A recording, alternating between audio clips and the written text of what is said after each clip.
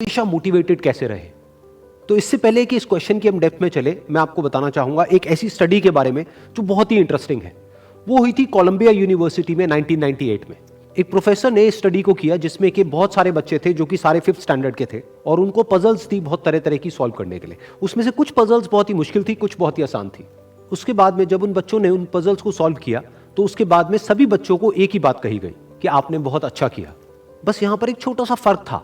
आधे बच्चों को उन्होंने कहा कि आपने इतना एक्स्ट्राऑर्डिनरी इसलिए परफॉर्म किया क्योंकि आप बहुत ही ज्यादा इंटेलिजेंट हो, और बाकी के जो आधे बच्चे थे उनको कहा गया कि आपने जो इतना एक्स्ट्राऑर्डिनरी परफॉर्म किया उसकी वजह थी आपका हार्ड वर्क।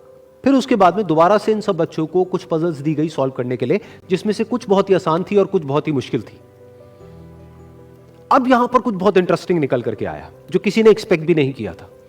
वो बच्चे जिनको कहा गया था कि आप बहुत इंटेलिजेंट हो, बहुत स्मार्ट हो, उनको जब वो पजल्स मिली तो उन्होंने क्या किया, जो मुश्किल पजल्स थी उसको छोड़ दिया, आसान पजल्स के ऊपर काम करना शुरू किया, और उसमें भी कुछ देर बाद ही वो बच्चे बोर हो गए।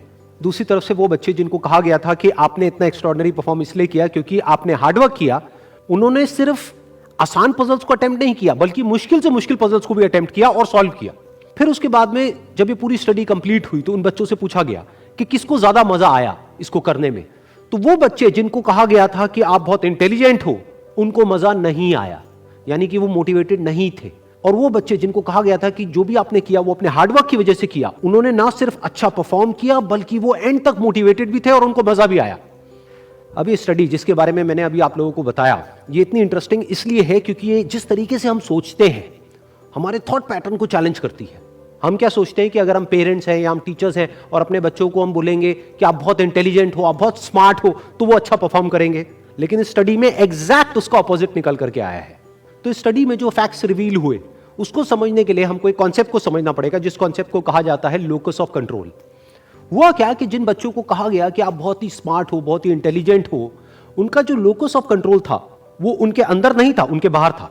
लोकस का मतलब है सेंटर ऑफ कंट्रोल, मतलब कि अगर वो स्मार्ट है, अगर वो इंटेलिजेंट है, तो इसमें उनका खुद का कोई रोल नहीं है, वो उनके कंट्रोल से बाहर है। दूसरी तरफ से जिन बच्चों को कहा गया कि जो भी आपने अचीव किया वो अपने हार्डवर्क की वजह से अचीव किया, उनका जो लोकस ऑफ कंट्रोल था वो उनके अंदर था, यानी कि हार्डवर्क पूरी तरह से उनके खुद के हाथ में था कि अब उनके ऊपर है कि वो कितना हार्डवर्क करते हैं।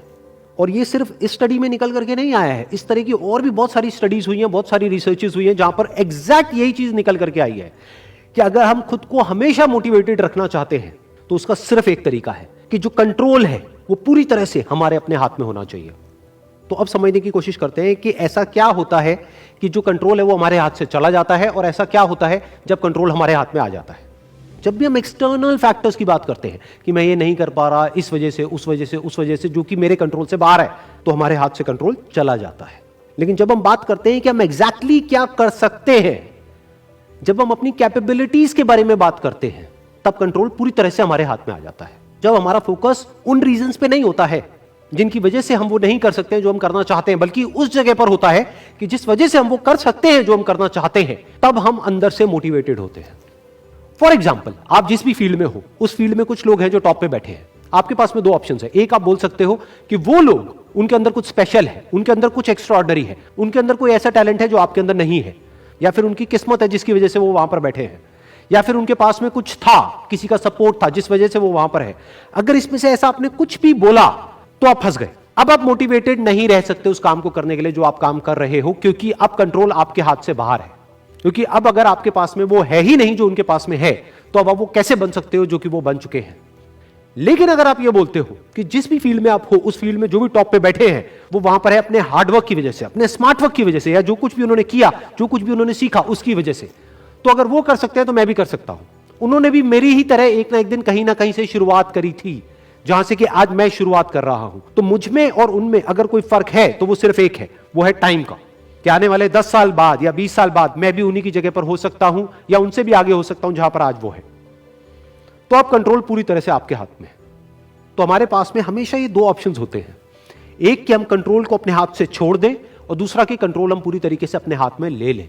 एक कि कंट्रोल हमारा बाहर हो, एक है कंट्रोल हमारा अंदर हो। तो इस बात को हमेशा याद रखना कि आपका कंट्रोल कहीं बाहर नहीं होना चाहिए, आपके अपने ही अंदर होना चाहिए। Wish you all the very best. Thank you so much.